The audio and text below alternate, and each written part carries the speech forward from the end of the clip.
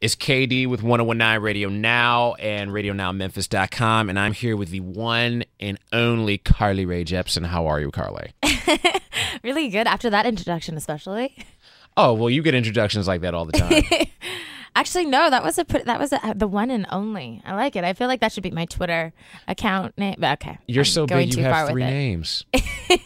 So, I mean, British Columbia. BC, yeah. That's where it all started. Born and raised. How did you go from BC to a megastar like you are today? Oh, I don't know. I don't really consider myself a megastar, but thank you again for that compliment. Wow. But I am definitely in a different place than I was a few years ago. I was kind of just kicking around in Canada, and then got my first big break on Canadian Idol, and then got my second big break with Justin and his whole crew kind of signing me to their label and giving me the opportunity to tour with Justin worldwide. It's been incredible. Yeah. So now your first song that everyone got to be familiar with you. Yeah. Call Me Maybe. Did Call you Me Maybe. know that song was going to be as big as it was at the time? No, I didn't have a clue. It was my own little secret mission that maybe it would get to like top 10 on iTunes in Canada. Mm-hmm. So the fact that it kind of went to number one there and then sort of was my introduction song to the rest of the world it was extremely exciting for me. I'm still kind of pinching myself about it, actually. Well, I mean, that song is especially like it was one of those great songs that everyone's always going to be singing. It's going to be stuck in your head for the rest of your life. Thank you. So, I mean, tell us about the new music.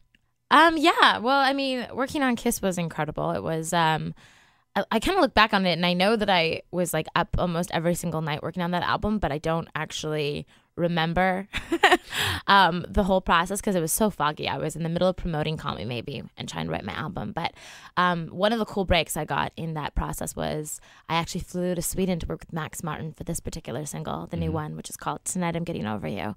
And I got to take like 3 days off to just kind of explore Sweden and record the song and kind of work with Max and his team. And it was really a dream come true for me. I've long wanted to sort of witness his process, so it was really cool. Now, what was the inspiration behind that song? Because I know you artists a lot of times, if it's not writing in a notepad, you guys have group brainstorming sessions. Well, I think that love is a really complicated subject, and it's definitely been a fascination of mine. It's sort of, if you listen to my album, you can get that I'm kind of a little addicted to love. I think that I liked the idea of there being like a ballad or a breakup song that wasn't just necessarily, this like full commitment to it. You can kind of tell in the verses that like, it's a struggle, but sometimes I feel like your head has to talk to your heart and tell yourself what to do, even if it's hard for you and you emotionally are still invested. And that's the song. It's a breakup anthem. It's Tonight I'm Getting Over You, no matter what. All right. Now, you were here in Memphis the last time, and I hear there's a story going on Beale Street about you at a karaoke bar. You want to tell us about that? Oh, that's so embarrassing. But yeah, it was actually one of the most memorable nights of the Bieber tour.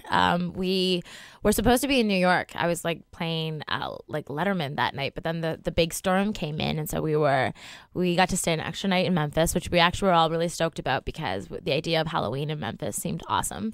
And we went around town in the morning and all of us collected like our little whatever we could find. I became Pocahontas because I found feathers and stuff. So that was my costume. And we went out to a karaoke bar.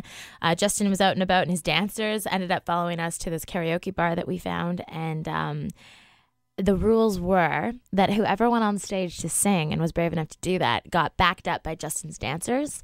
And they were like full on in their costumes too. Like one of them was like Michael Jackson. The other one was like a lobster. So I remember I went up, I sang like Spice Girls, and I had like these professional backup dancers just doing their it was amazing. It was like an incredible, memorable night. All right. So it's KD here at the studios 1019 Radio Now. You're going to do a backstage lounge for us, and if you're not here, you can check out footage at RadioNowMemphis.com. Make sure you click on that link after you finish listening to this interview. I've got to say, Tonight I'm Getting Over You, great record. When can we expect a new album from you? Can you give us a hint, or is this one of those hush-hush things that you can't tell me about? Well, we can turn the camera off and we can talk about it after. No, I would tell you everything. The truth is I don't totally know yet.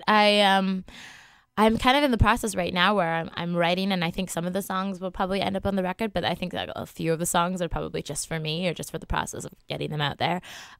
It's always a really enjoyable process to take on something as big as an entire record.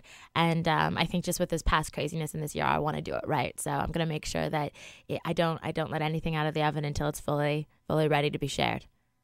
Gotcha. Yes. Extra hush hush. Extra hush hush. G14 classified. Well, thank you, Carly Rae, for coming in studio with us. RadioNowMemphis.com for the footage of our backstage lounge. If you missed buying tickets or getting tickets rather, then yeah, you just missed out, point blank. And hopefully before she gets to Michael Jackson status, we'll have her again. Thank you.